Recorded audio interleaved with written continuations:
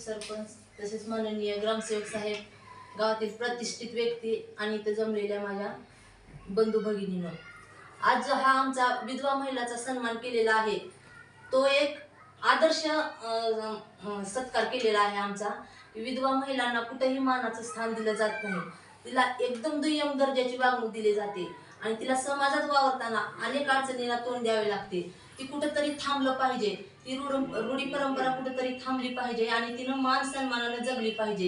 इतर महिलांसारखा तिलाही मान सन्मान मिळावा यासाठी उटीगावचे सरपंच, उपसरपंच, ग्रामसेवक साहेब तसेच माझे गावातील नागरिक यांनी हा चांगला उपक्रम राबवलेला आहे।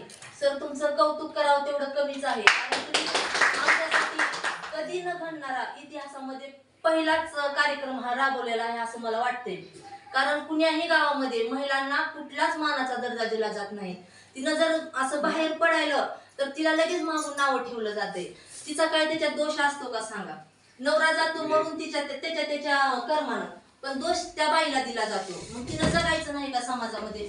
तिला कुठेतरी चांगल्या प्रकारचं तिनं जगावे यासाठी तुम्ही आमच्यासाठी जो साडी, चुळी आणि बांगड्या, मंगळसूत्र देऊन हळदी कुंकू लावून जे आमचा सन्मान केलेला आहे त्या सरपंचासाठी अजून एकदा टाळ्या वाजवा।